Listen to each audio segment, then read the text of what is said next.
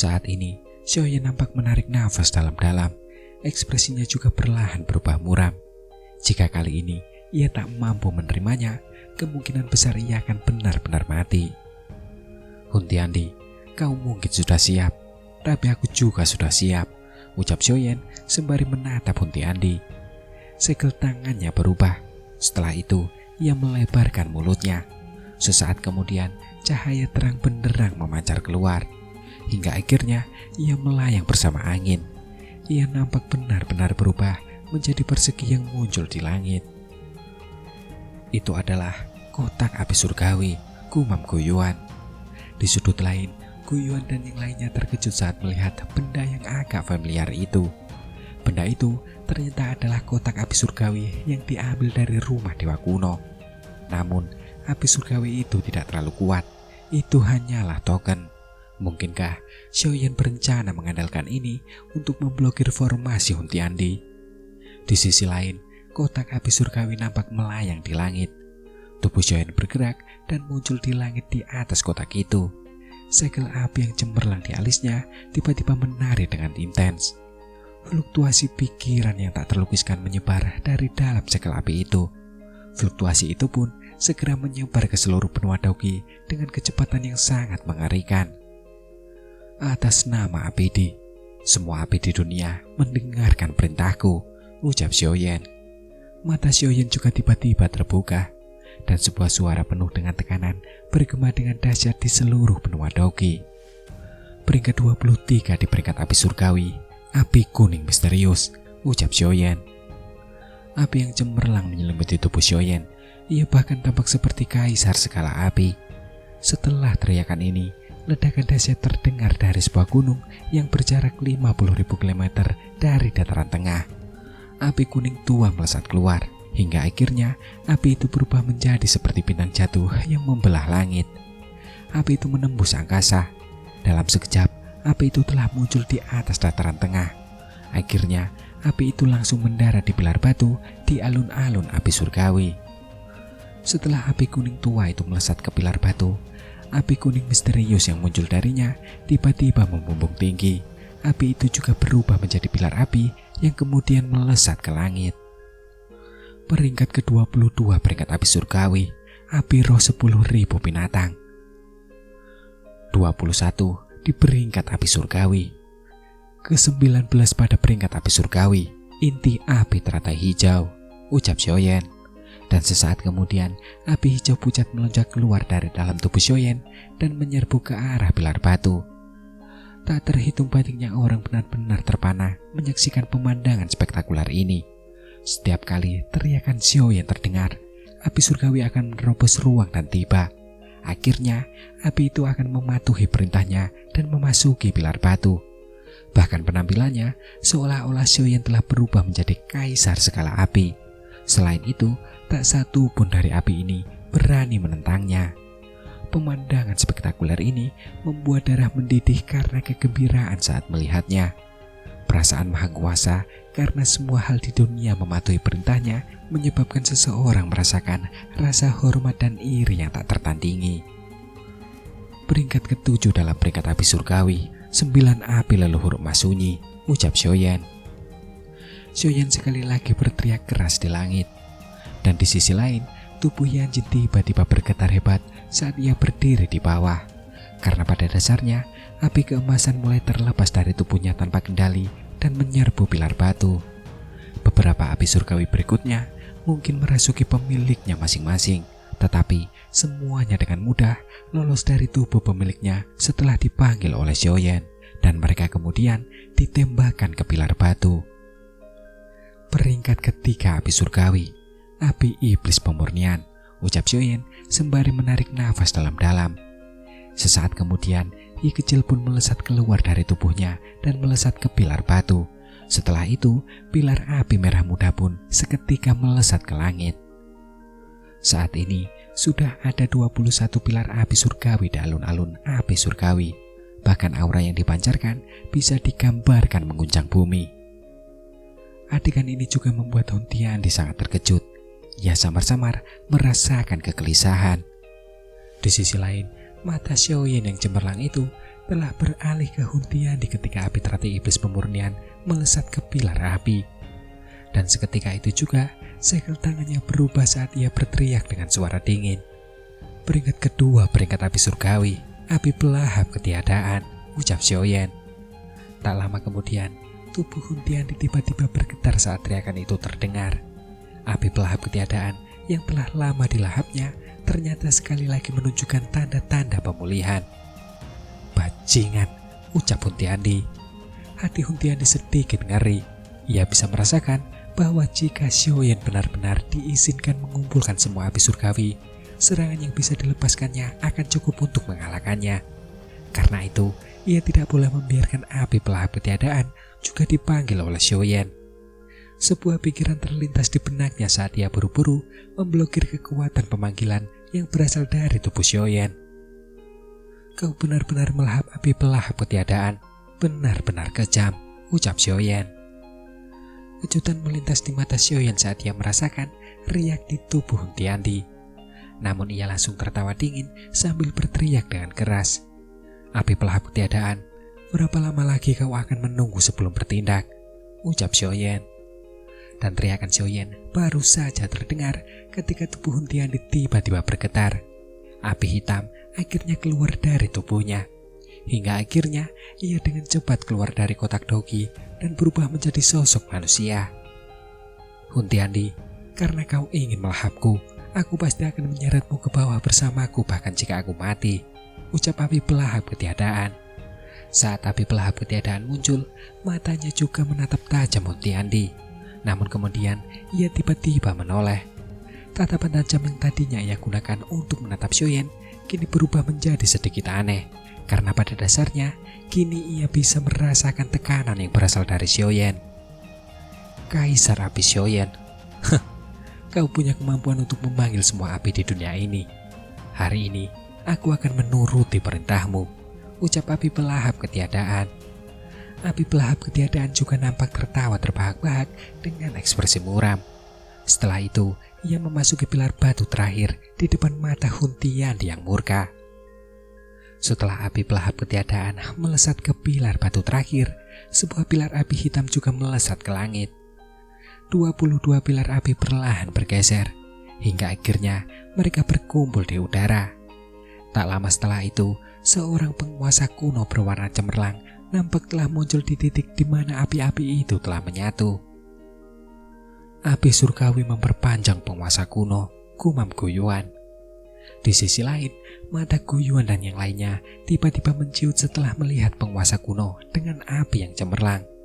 Suara mereka juga nampak menjadi tajam karena keterkejutan mereka. Pedang kuno api surgawi yang legendaris itu benar-benar muncul melalui ini, ucap Sukun tampak lesu saat menyaksikan pemandangan ini dan kemudian bergumam. Ini adalah benda misterius yang hanya ada di zaman kuno, hingga bahkan sangat sedikit ahli kuno yang pernah melihatnya sebelumnya.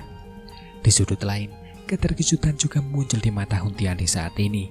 Seketika, ia berteriak dengan suara tajam dan juga meledak-ledak. Persembahan korban pedang darah, ucap Hun Tiandi. Kali ini, keributan pecah di pasukan klan Hun setelah mendengar teriakannya. Dan oleh sebab itu, hampir tidak ada yang maju. Pengkhianat, ucap Hun Tiandi. Ekspresi brutal pun terpancar di matanya setelah Hun Tiandi melihat pemandangan ini. Pedang-pedang darah membelah langit. Pedang itu pun langsung menerjang pasukan klan Hun. Cahaya darah nampak berkilat. Kepala-kepala yang tak terhitung jumlahnya mulai berterbangan. Dan dalam sekejap mata, hanya 70 hingga 80% pasukan klan Hun yang tersisa. Semua yang tersisa menunjukkan ekspresi ketakutan saat menatap Hun Tiandi. Selain itu, wajah mereka juga nampak pucat pasi. Pedang darah itu tampaknya telah menumbuhkan sepasang mata berwarna darah setelah menyerap darah segar dari begitu banyak ahli. Mata itu dipenuhi dengan aura dingin dan jahat yang tak berujung saat mereka memandang dunia ini. Kau bahkan rela melenyapkan anggota klanmu sendiri. Kata binatang buas memang deskripsi yang tepat untukmu, ucap Xiaoyan. Ekspresi Xiaoyan sedingin es saat ia melihat tindakan Hun Tiandi ini. Suaranya mengandung sedikit rasa jijik. Karena pada dasarnya, orang seperti itu memang benar-benar tidak akan pernah disukai. Pemenangnya adalah raja, namun prosesnya tidak penting. Jika aku menang hari ini, kau sendiri yang akan menanggung akibatnya di masa depan, ucap Huntiandi sembari tertawa terbahak-bahak ke arah langit. Ia juga tampak agak gila. Seketika, seteguk darah esensi dimuntahkan. Ia meraih bilah darah itu dan ujung-ujungnya yang tajam langsung mengiris telapak tangannya. Darah pun mengalir deras, hingga selanjutnya mereka dengan cepat dilahap oleh bilah darah itu. Saat ini, rambut darah Huntiandi nampak berhamburan. Ekspresinya garang dan menakutkan, dan tak lama kemudian kakinya melangkah ke udara kosong dan bilah darah di tangannya tiba-tiba membengkak. Selanjutnya, tubuhnya langsung muncul di alun-alun api surgawi. Bilah darah itu berubah menjadi cahaya darah saat menembus ruang kosong. Ia pun langsung melesat ke arah Xiaoyan di depan mata yang tak terhitung jumlahnya. Di sisi lain, ekspresi Xiaoyan semakin muram saat ia menatap pedang darah yang mengandung bahaya yang nampak tak berujung. Ia pun menghembuskan nafas aura petir dalam-dalam. Ia meraihnya dan penguasa kuno yang dibentuk oleh 22 api surgawi mendarat di tangannya. Tak lama kemudian, ia pun melangkah maju. Penguasa kuno api yang cemerlang itu menembus ruang. Disertai kekuatan mengerikan yang tak terbatas, ia menebas cahaya darah dengan kejam. Badai dahsyat menyapu langit dengan ganas. Penghalang pertahanan aliansi Istana Langit terpotong hampir seketika. Semua orang di dalamnya terlontar jauh 10.000 kaki. Bahkan meteorit itu pun meledak menjadi debu di lokasi alam bintang. Angin yang dahsyat langsung mendorong kotak api surgawi yang melayang di langit menuju tanah. Hingga akhirnya api itu hancur dan membentuk lubang sedalam 50.000 km di tanah. Mereka yang berada di udara yang masih memiliki kemampuan untuk terbang dengan cepat muncul di langit di sekitar lubang yang dalam. Mata mereka dengan cepat menatap ke arah lubang yang dalam. Semua orang tahu bahwa pemenang akan ditentukan melalui pertempuran habis-habisan antara keduanya. Tak terhitung pasang mata berkumpul di alun-alun api surgawi. Dua sosok menyedihkan berlumuran darah sedang berdiri. Kedua tubuh Dodi itu juga telah hancur lebur dalam bentrokan besar yang intens sebelumnya. Xiaoyan, meskipun kau bisa mengalahkanku hari ini, kau tetap tidak bisa melenyapkanku. Dan begitu aku pulih nanti, aku pasti akan membuatmu membayar harga yang sangat mahal, ucap Huntiandi sembari berjuang keras untuk bangkit. Setelah itu, ia terhuyung-huyung saat melayang ke udara. Gelombang rasa lelah juga nampak menjalar dari dalam tubuhnya. Tatapannya tajam saat ia menatap Xiaoyan di bawah dengan enggan. Namun, ia hanya mendesis dan tertawa. Di sisi lain, Xiaoyan terbatuk hebat beberapa kali. Wajahnya sepucat kain. Darah juga nampak mengucur deras dari mulutnya. Pertempuran sengit ini terlalu kejam. Namun di sisi lain, ia mengerti bahwa ia tidak boleh membiarkan potensi bahaya ini lolos, apapun yang terjadi. Karena jika tidak, bencana akan terus menimpa benua ini. Kenapa aku harus membiarkanmu pergi? Ucap Xiaoyan. Xiaoyan menyeka darah di sudut mulutnya. Senyum aneh muncul di wajahnya. Kotak api surgawi perlahan naik ke udara. Tiba-tiba tubuh Xiaoyan memancarkan cahaya api yang cemerlang. Kotak itu tiba-tiba bergetar saat api cemerlang ini muncul. Dan sesaat kemudian, pilar batu berwarna cerah lainnya menjulang di tengah kotak. Senyum mengembang di wajah pucat Xiaoyan saat ia menatap pilar batu itu. Tubuhnya bergetar dan rasanya seperti terbakar saat itu. Membakar tubuh Dodimu sendiri? Xiaoyan, apakah kau ingin bunuh diri? Ucap Huntiandi. Wajah Huntiandi langsung memucat karena terkejut setelah melihat tindakan Xiaoyan ini. Karena jika Xiaoyan membakar tubuh Dodinya sendiri, setidaknya ia membutuhkan beberapa ratus tahun atau lebih untuk menyempurnakan dan menciptakannya kembali. Selain itu, ada kemungkinan ia akan gagal menyempurnakannya. Tidak diragukan lagi bahwa harga ini cukup mahal. Xiaoyan hanya tersenyum tenang menanggapi teriakan keras Huntiandi. Di sisi lain, api di tubuhnya semakin membara. Kepala aliansi, teriak tak terhitung banyaknya orang di seluruh tempat itu yang tampaknya menyadari tindakan Xiaoyan yang mempertaruhkan nyawanya. Seketika, lautan massa hitam yang besar mulai berlutut di tanah. Tubuhku akan berubah menjadi api surgawi untuk menyegelmu selamanya. Hun Tiandi, semoga bencana di benua ini segera berakhir, ucap Xiaoyan. Di sisi lain, tubuh Xiaoyan telah sepenuhnya berubah menjadi gumpalan api yang cemerlang. Sedangkan api surgawi lainnya di alun-alun api surgawi sedikit meredup di hadapan gumpalan api ini. Mereka mengeluarkan suara dengungan rendah. Nampak seolah-olah mereka adalah bawahan yang telah bertemu kaisar mereka. Sesaat kemudian, api telah menyerbu pilar batu terakhir setelah terbentuk. Seketika, 23 pilar api berkumpul. Mereka pun langsung membentuk susunan misterius yang tak biasa di alun-alun api surgawi. Di sudut lain, wajah Hun Tiandi memucat saat ia menatap susunan api itu. Ia bisa merasakan aura kematian darinya, dan oleh karena itu, tubuhnya pun buru-buru mundur. Namun, kotak api surgawi yang besar menerobos ruang kosong dan muncul di bawahnya tepat saat tubuhnya mundur. Formasi itu menyapu tempat itu dan menyedot Hun Tiandi ke dalamnya. Persiapan 1000 tahun klan Hunku ternyata hancur di tanganmu. Xiaoyan, aku tidak akan menerima ini, ucap Hun Tiandi. Formasi itu berubah menjadi berbagai benang api di hadapan pasang mata yang tak terhitung jumlahnya. Benang-benang itu melilit tubuh Hun Tiandi. Dan sesaat kemudian, tubuh Hun Tiandi dengan cepat meleleh setelah terlilit oleh benang api. Hingga akhirnya, ia berubah menjadi gumpalan cahaya spiritual. Dan pada saat ini, raungan tajam Hun Tiandi juga menggema di seluruh dunia.